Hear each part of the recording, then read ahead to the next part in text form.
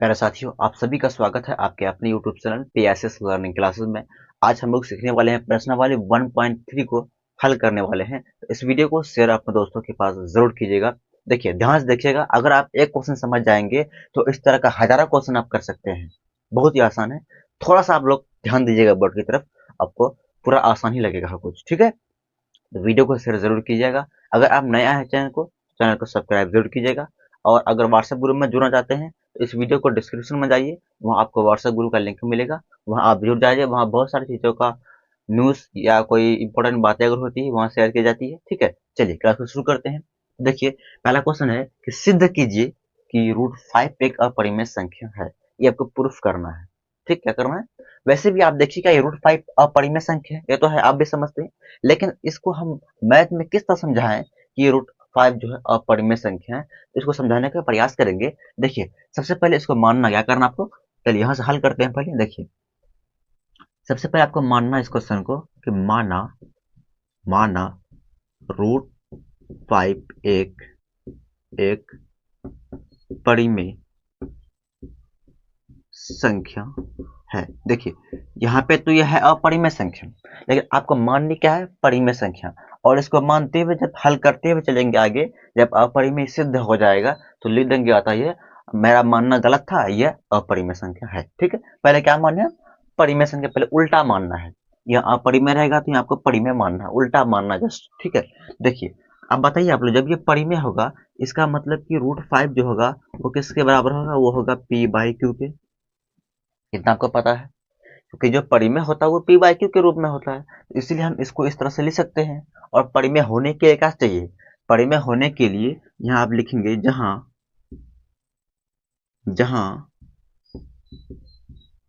P और Q क्या है? पूर्णांक। क्या है? पूर्णांक है है ना?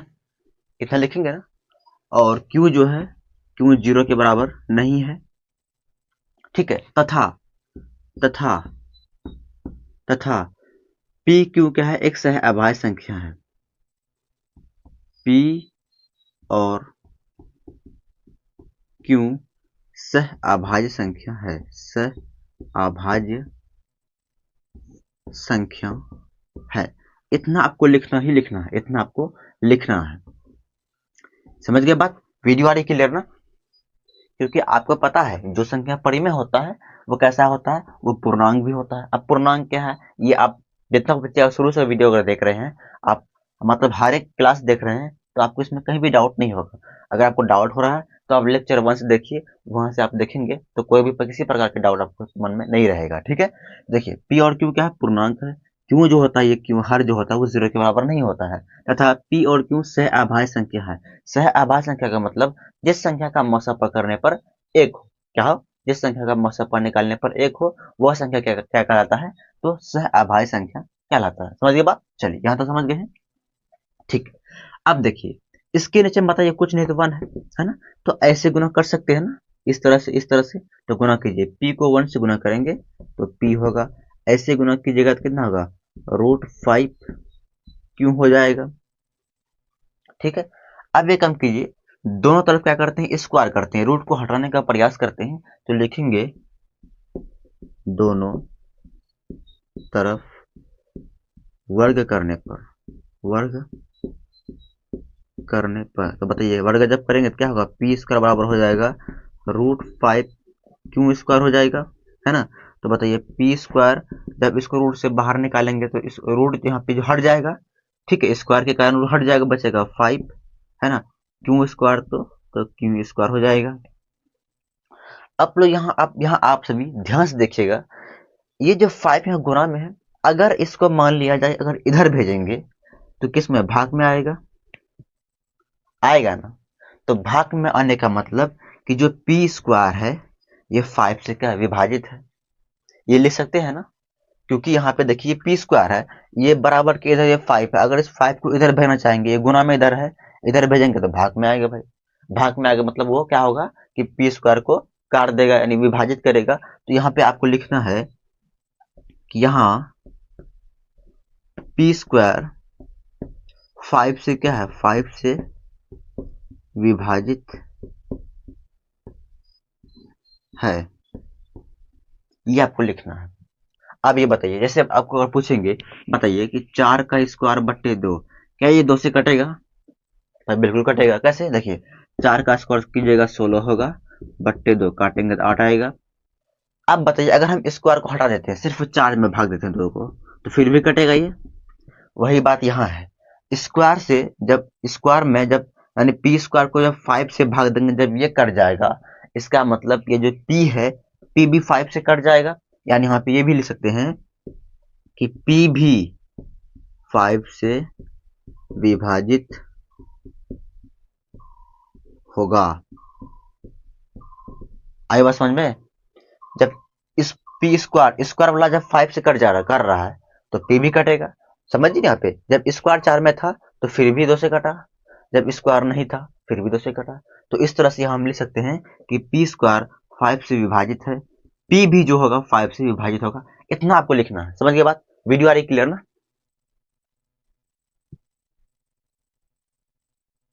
ठीक है, इसको देखिए आप लोग लेक्चर, इसको देखिए यहाँ पे समीकरण 1 मान लीजिए, इसको यहाँ पे जो लिखे हैं इसको मान लीजिए आप लोग समीकरण 1।